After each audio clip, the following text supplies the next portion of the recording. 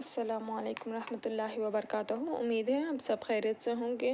आज हम आगाज़ करेंगे कमरे जमात चाहरुम की दरसी किताब मज़मून उर्दू से।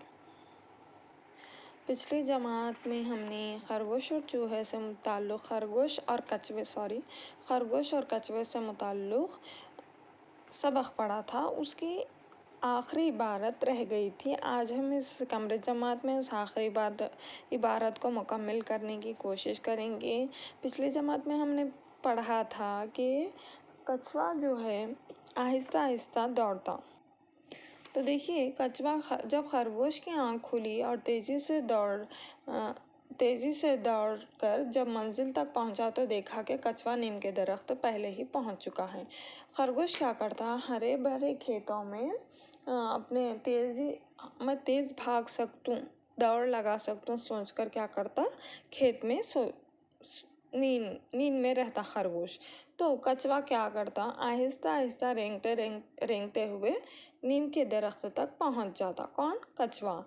तो आखिरकार क्या होता, खरगोश की आँख खुली। आँख खुलने के बाद क्या होता, आँख खोल के देखता कि कछुआ कहाँ पर है। पीछे पलट के देखता, नहीं दिखाई देने पर वो नीम के झाड़ के पास कछुआ दिखाई देता, जिस पर वो खरगोश बहुत शर्मिंदा होता, क्योंकि वो कछुए से दौड़ का मुकाबला हार चुका होता। तो देखिए, यहाँ पर सब जानवर कछुए की इस जीत पर खुश हुए, क्योंकि खरगोश का घमंड चकनाचूर हो गया। देखो यहाँ पर क्या है, सब जानवर ये दौड़ को देखने के लिए सब जानवर वो जंगल में मौजूद थे। तो वहाँ पर क्या हुआ, कछुए की जीत पर सबको खुशी हुई और खरगोश का घमंड चकनाचूर हो गया।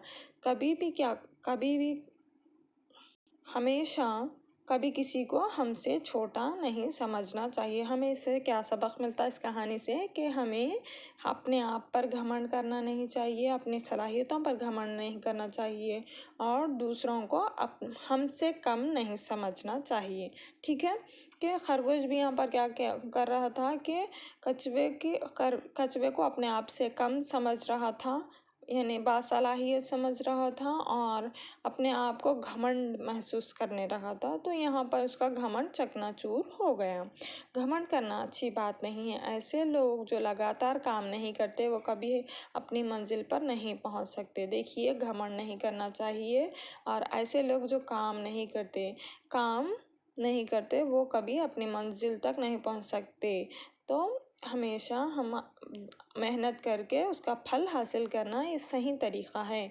कछुआ धीरे धीरे मगर लगातार अपने काम में लगा रहा, इसीलिए वो अपने मुकाबले में जीत गया और खरगोश ने घमंड से काम लिया, इसलिए वो अपने मकसद में नाकाम हो गया। देखो यहाँ पर क्या है, खरगोश का काम था कि वो दौड़ में हिस्सा ले और अपनी जितनी तेज़ी से दौड़ सकता था दौड़ता था। लेकिन वो क्या किया, अपने घमंड यानी अपने ऊपर घमंड करते हुए उसने दीगर कामों में उलझ गया।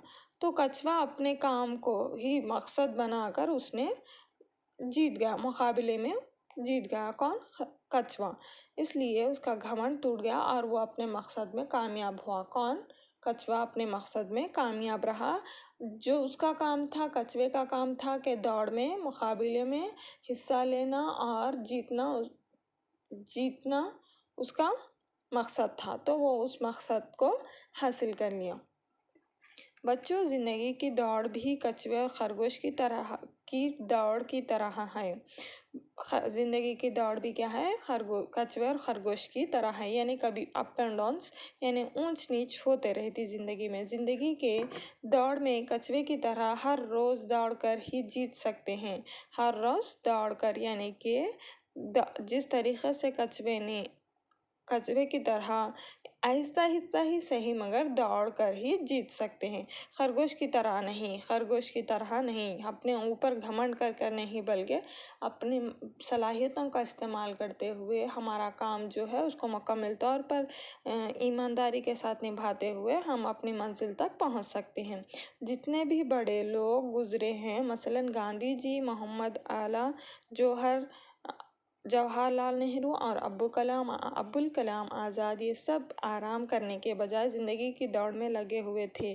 कौन कौन? मोहम्मद गांधी जी, आपने ही सुना होगा, गांधी जी, मोहम्मद आला जौहर, जवाहरलाल नेहरू और अब्दुल कलाम आज़ाद ये सब क्या कर रहे थे? आराम करने के बजाय अपनी ज़िंदगी में जो काम मकसद के लिए, मकसद हर चीज़ का एक मकसद रहता, उसको हासिल करने के उन लोगों ने जद्दोजहद की और अपने मकसद को कामयाब किया। तभी तो हमारा मुल्क आज़ाद हो सका। ये तमाम लोग अपने हिंदुस्तान की आज़ादी में अहम किरदार अदा किए। उसी तरीक़े से हम भी अपनी सलाहियतों का इस्तेमाल करते हुए ईमानदारी के साथ, बग़ैर घमंड के, हर चीज़ को अपने मकसद तक पहुंच सकती। आज के आपका घर का काम। यहाँ पर चंद अल्फाज के मायने दिए गए हैं।